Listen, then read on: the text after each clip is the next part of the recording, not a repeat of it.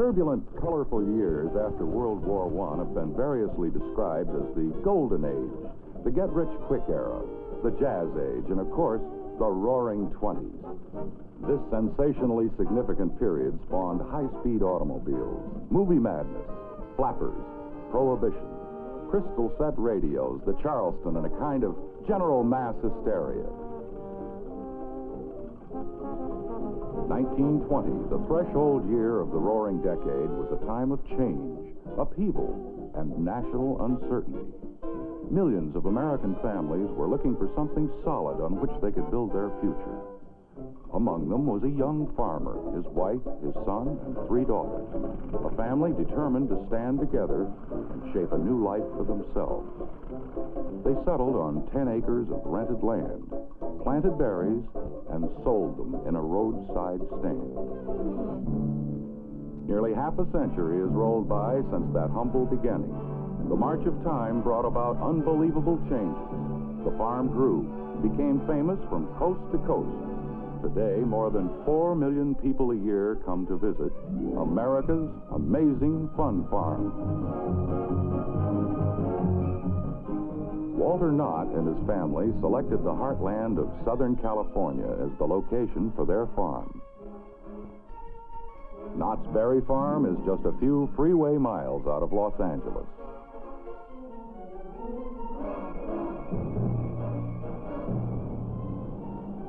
The quiet country road where the Knott family built their berry stand has now become a busy boulevard.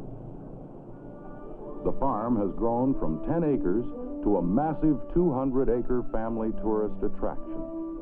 The story behind the remarkable growth and transition of a simple berry farm into a celebrated tourist attraction, which has been visited by millions of people from all over the world, proves once again that fact is stranger than fiction. It's really the story of a young married couple, Walter and Cordelia Knott, of their struggle for survival through hard, difficult years. The original berry stand, which once stood beside the road, is still on the farm grounds, reminding us all of what can be accomplished by a family staying together and working together.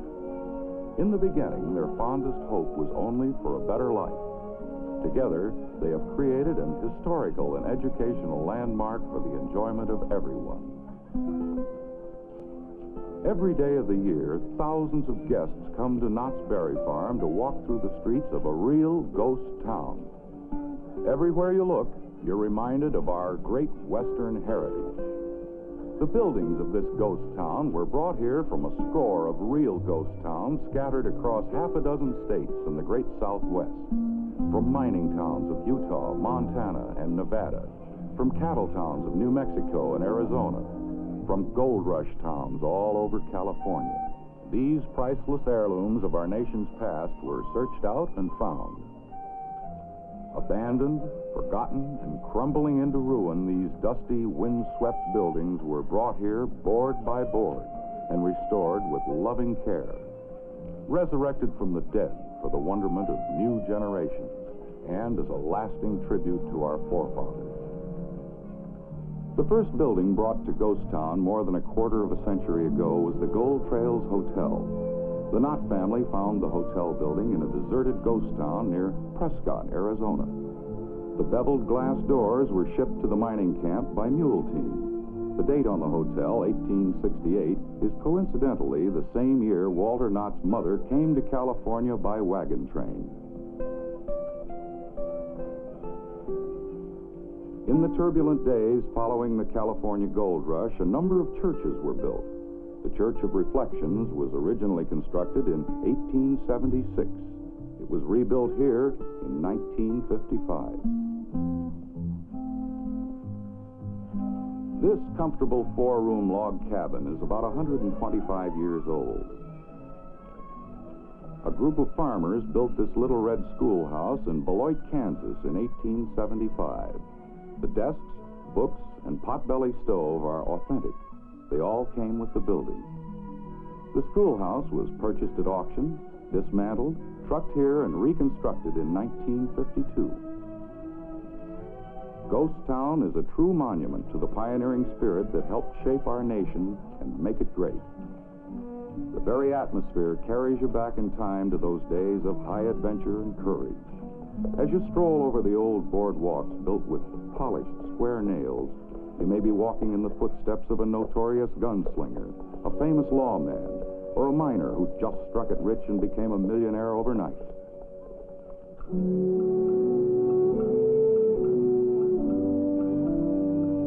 Future generations will come here to look at the past, to touch it, to walk through these streets of 1,000 yesterdays alive with the fire of the roaring, robust bonanza days of a century past.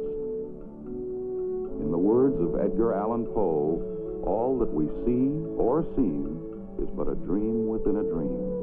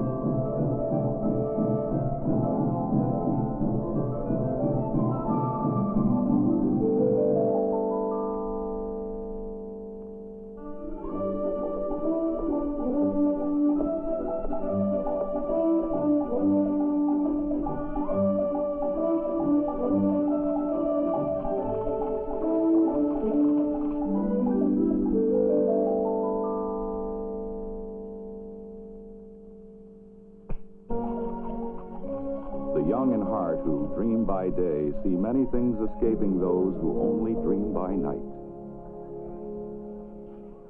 In these surroundings, a little imagination can take almost anyone back in time.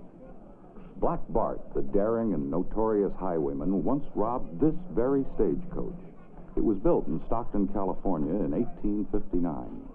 The holdup occurred in Gold Rush country near Marysville about 1878.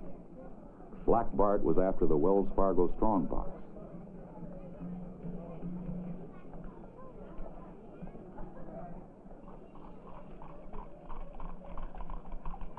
Here at Knott's Berry Farm, the stagecoach line is also easy prey for armed bandits.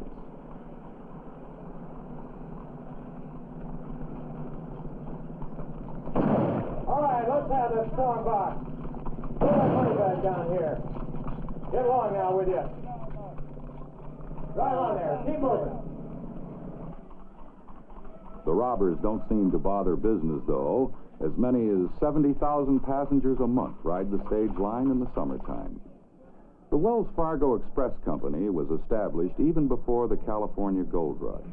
But Black Bart almost put the company out of business.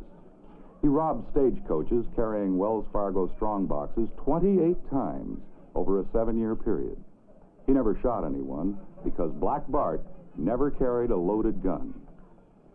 In the Gold Rush days, building supplies were very scarce, but drink was plentiful. So some enterprising miner would gather up the empty bottles and build himself a house made of bottles and mud. Most mining town jails were built like this one. 2x6s laid flat and spiked together, provided walls 6 inches thick, strong enough to hold any claim jumper till justice was done. Nearly 100 years ago, this old stone mill was grinding flour for the miners and first settlers of Yuba City in Northern California. The grist mill is powered by water, just as it was in those wonderful yesterdays.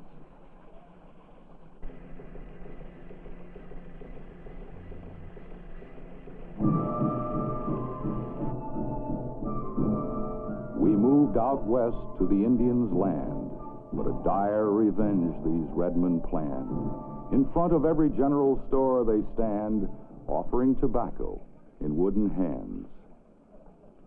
Inside the general merchandise store, visitors can sit around the pot-bellied stove, eat real hard rock candy, drink sarsaparilla, or browse through the hundreds of authentic items from an age gone but not forgotten. Fortunes were made or lost on the results of findings in the assay office. Miners took a sample from the diggings, and the assayer would determine how much gold per ton would be in the same kind of rock. Even when a miner struck it rich, getting the gold out of the rock was a problem. The rock had to be crushed. This is one of the simplest methods, called an arrasta. The idea came from Spain originally and was brought to the gold rush by Mexican and South American miners. This arrasta was hauled in from a lonely desert mine near Death Valley, which had long since been abandoned. After the rock was crushed and ground into a powder, it was extracted by panning or any other placer method. Many thousands of people have panned their first gold out of the old sluice box here at Knott's Berry Farm. Each person keeps the gold he finds in his pan and takes it home as a souvenir. Visitors of all ages carry away more than $20,000 in real gold every year. The great stampede for gold in '49 was one of the most exciting moments in history. While most people are fascinated with prospectors, miners, and their search for the elusive yellow metal, many of them have no idea what the inside of a real gold mine looks like. Knowing this, the Knott family built the Calico Gold Mine. It is the only one of its kind, and even though the Calico is designed for fun, in the depths of the mine are faithful reproductions of early mining techniques used in the real mines of the famed Comstock. Every detail is authentic, right down to the historic donkey engines and wood-planked mine cars. During the next 8 or 9 minutes, these folks will see caverns alive with geysers of hot steam, underground lakes, rivers, and waterfalls, an accurate demonstration of square-set timbering, mammoth subterranean caverns which appear to be millions of years old, filled with stalactites and stalagmites, a blasting explosion and a cave-in that almost traps the mine car train, and the very heart of any gold mine, the glory hole.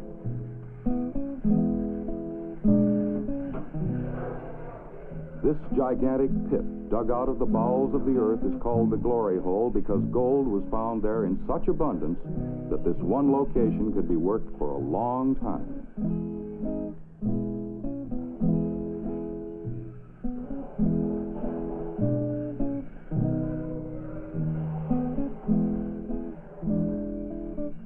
In any mine, the glory hole was always a beehive of activity. You could stand in one place and be able to see many varied phases of gold mining. Some of the ore was dug right up with a pick and shovel. When solid rock barred the way, it was blasted to bits with dynamite. Timbers were cut to shore up new shafts and working ledges. Rocks filled with riches were loaded into ore cars to be taken out of the mine. Gold miners followed the vein regardless of whether it went straight down or straight up in the glory hole. The Calico Gold Mine is uniquely entertaining and informative. There's nothing else like it anywhere. For a rich experience when you visit the farm, be sure to see all that it has to offer. This old narrow-gauge railroad is another memento of the pioneer spirit of the Old West. The Colorado Rockies, cut by the Royal Gorge of the Arkansas River, were the last barrier to linking the nation's two coasts with rails.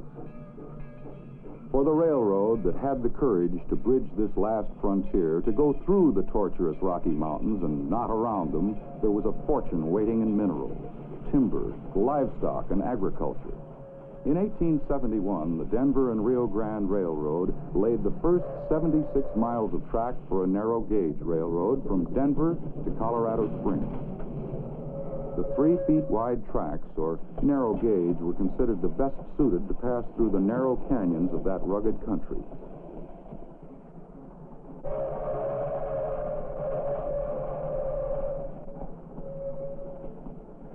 Trains of this type flourished for over half a century. They formed an important part of the American transportation system and helped open the West. But in time, their use began to decline. The Knott family brought this train out of retirement, laid the tracks here on the farm, repainted the cars, and named it the Ghost Town and Calico Railroad. It is the only narrow-gauge passenger train in the United States operating on a year-round daily schedule. This grand old train is part of the lifeblood of our historic past. To each person who rides in her quaint old parlor cars and coaches, it's more than just a trip around the farm. It's a journey into the past.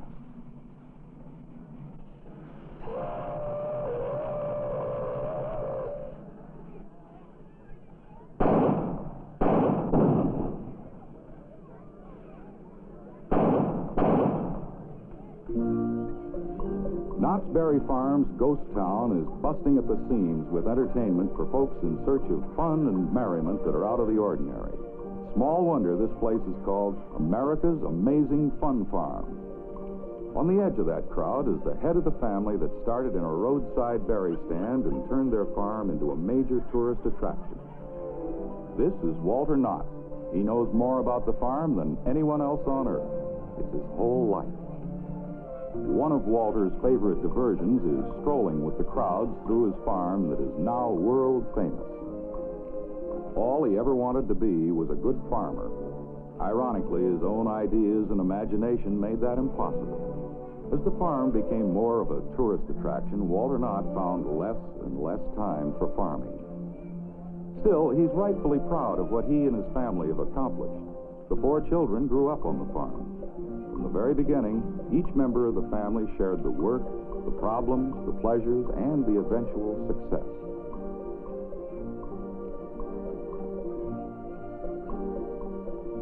Knott's Berry Farm has become famous for many reasons. Not the least of them are the great chicken dinners.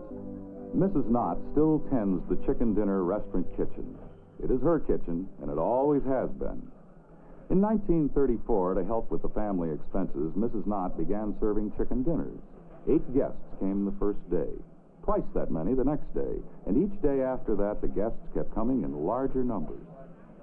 Mrs. Knott cooked the dinners, of course, and they were served by the 3 daughters in one small room with 5 tables. The chicken dinners were served on Mrs. Knott's wedding china. It is difficult to believe that from that small beginning, so much has happened. Today, more than 2,100 guests can sit down for dinner at one time. Nearly 10,000 chicken dinners have been served here in one day.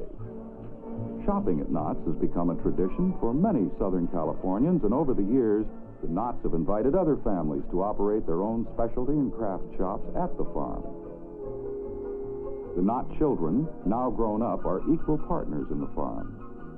Russell Knott is the manager of this family enterprise, and with the farm growing every day, his responsibilities are increasing in every direction. As visitors to the farm browse through the 42 specialty shops, they are likely to encounter other members of the family. The gift shop features fabulous items imported from all over the world. The shop is operated by Virginia Knott Reef-Snyder. Whether you're looking for a souvenir, a gift for the folks back home, or something for your home, you'll find it here. If you like casual clothes and sportswear, drop in at the sports shop. Marion and Tony, the other 2 daughters, have found their careers in fashions. Marion Knott Anderson specializes in smart sportswear and dresses. Tony Knott Oliphant is the expert in the field of children's wear.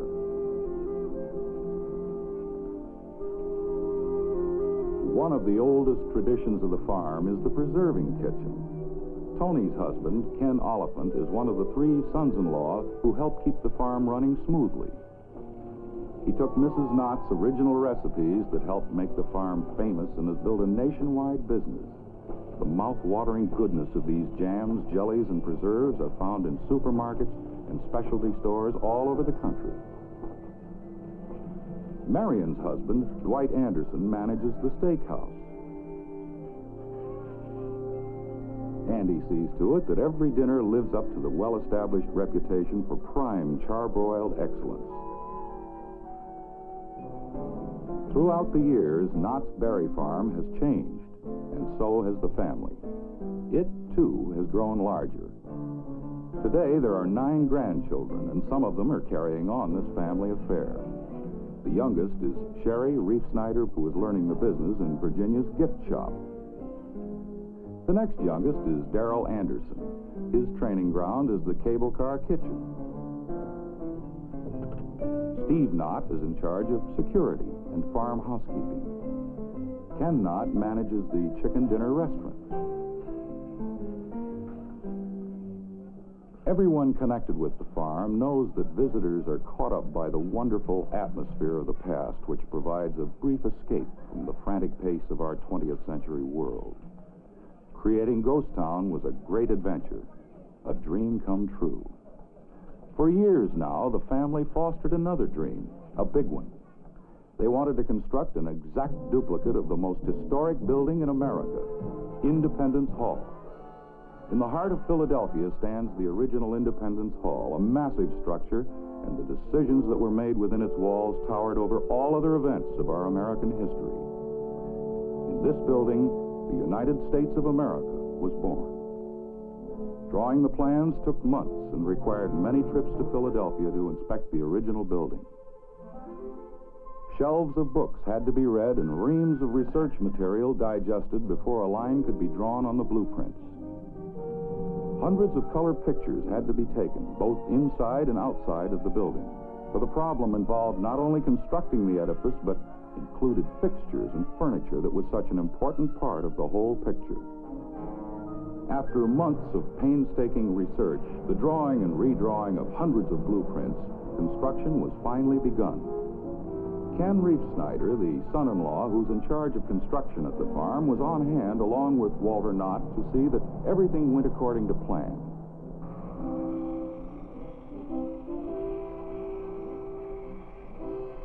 While the work of erecting the building was going on, other skilled men were building furniture, cabinets, and chandeliers. One of the most challenging exhibits for Independence Hall was the Liberty Bell. Little was known about the bell. No blueprints existed. Bud Hurlbut, an engineer and artisan who has long been at Knott's Berry Farm, turned to the original bell in Philadelphia. He measured and photographed every detail. The bell pattern was turned on a special lathe and was made of laminated wood sections.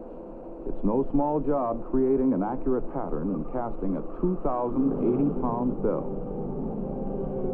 At the foundry, the crucibles glowed in white heat, and the sultry breath of the furnace danced in the air. The original Liberty Bell was cast in 1752, and yet more than 200 years later, as this bell was being cast, the method of pounding sand around a pattern to form a mold had remained basically the same. After the molten metal dried and the pouring jackets were removed, we got our first look at the bell. Now that the bell had been cast, cracked, polished, and mounted, it was a perfect copy of the original. Solid cherry wood was formed and polished to provide a suitable pedestal for the authentic reproduction of our Liberty Bell. The yoke of the Liberty Bell in Philadelphia is slippery elm, a very uncommon variety of the elm family. This piece was discovered in the Sinisippi Forest in Illinois. The slippery elm tree from which it came was estimated to be between 125 and 150 years old.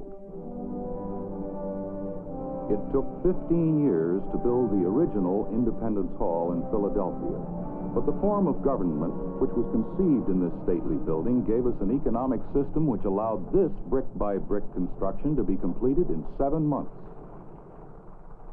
Fittingly, Independence Hall was dedicated on the 4th of July, 1966, just 190 years after the signing of the Declaration of Independence. Over the years, millions of Americans visiting Independence Hall here at Knott's Berry Farm will be reminded of our great national heritage. The tour begins in Heritage Hall, the companion building nearby. In a little theater, visitors are shown a film that outlines some of the events in history that tell of man's struggle for freedom and independence. Attractive young ladies dressed in authentic colonial costumes conduct the tours. Arriving at the main entrance, the tour enters the tower room. The Liberty Bell occupies a place of honor and demands a feeling of reverence. The guide tells the story of the Liberty Bell, which has become a symbol of freedom for all Americans. Next, the tour enters the Declaration Chamber. Through an elaborate electronic sound system, which includes a 14-channel tape and 38 stereo speakers, the audience hears a dramatic sound presentation of the debates leading up to the signing of the Declaration of Independence. The thoughts and words of the brave men who shaped and signed the Declaration come to life in this room. They close the document with these famous words. And in support of this declaration, with a reliance on the protection of divine providence, we mutually pledge to each other our lives, our fortune, and our sacred honor.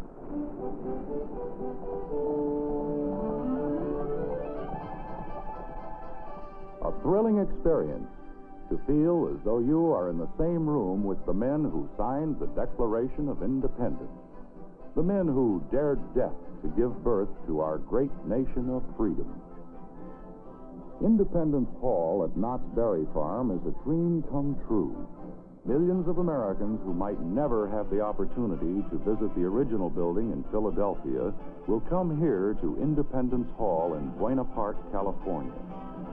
School children will touch the Liberty Bell and see where our greatest documents were signed. The growth and success of Knott's Berry Farm is a story that has no ending. More and more people come here every year from all over the globe. It seems the more madly driven and complex our world becomes, the more people turn their eyes in yearning to our historical past and the heritage of greatness represented there. It is also the saga of a farmer and his family who never lost faith in themselves and in each other. Working side by side, they turned a berry patch and a roadside stand into a totally unique tourist attraction. Knott's Berry Farm is truly America's amazing fun farm.